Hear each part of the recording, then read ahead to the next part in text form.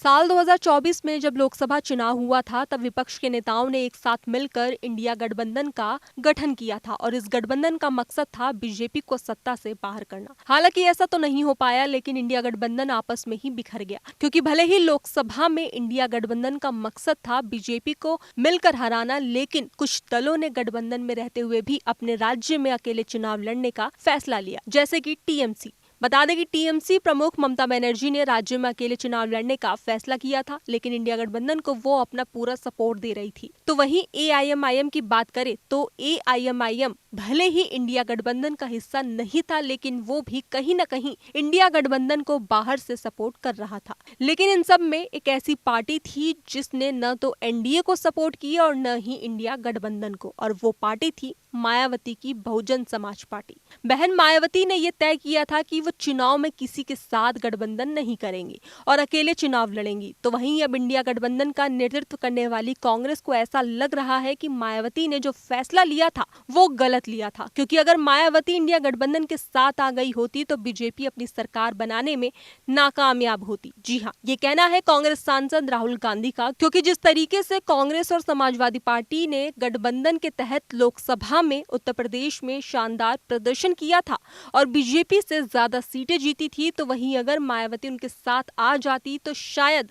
और सीटें इंडिया गठबंधन को उत्तर प्रदेश में मिल सकती थी। तो वहीं राहुल गांधी ने अपने बयान में क्या कुछ कहा, पहले वो सुनिए। मैं भी मानता हूं, मगर एक सवाल है जी सर, बहन जी आजकल चुनाव ठीक से क्यों नहीं लड़ते? ये भी सच जी सर।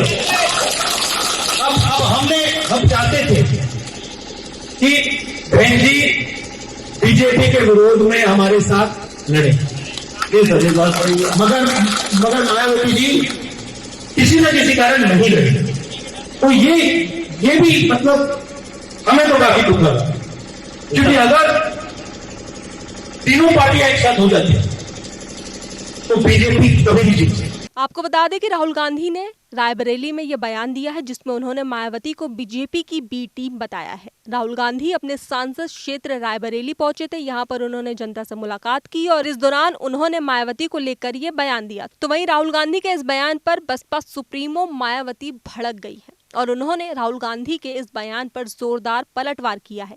मायावती ने कहा कि उनकी पार्टी ने जब भी कांग्रेस जैसी जातिवादी पार्टियों के साथ गठबंधन कर चुनाव लड़ा है तो बीएसपी को उनका वोट ट्रांसफर नहीं हुआ है, जबकि उनके वोट गठबंधन के साथी को मिल जाते हैं। दरअसल मायावती ने अपने सोशल मीडिया एक्स पर पोस्ट शेयर करते हुए कांग्रेस पर जमकर निशाना साधा है। उन्होंने अपने पहले पोस्ट में लिखा कि कांग्रेस ने दिल्ली विधानसभा आम चुनाव में इस बार बीजेपी की बी टीम बनकर चुनाव लड़ा है।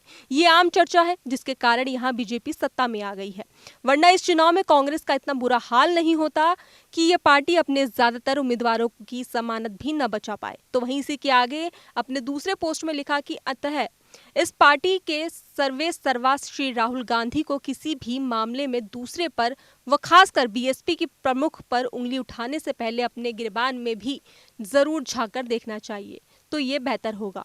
इनको यही सलाह, साथ ही दिल्ली में बनी नई भाजपा सरकार को यहाँ चुनाव में खासकर जनहित व विकास संबंधी किए गए अपने तमाम वादों को समय से पूरा करने की चुनौती दी है, वरना आगे चलकर इस पार्टी का भी हाल कांग्रेस जैसा बुरा न हो जाए। फिलहाल खबरों में बस इतना ही। बाकी देश और दुनिया की तमाम खबरों के लिए देखते रहिए दैनिक हिंद।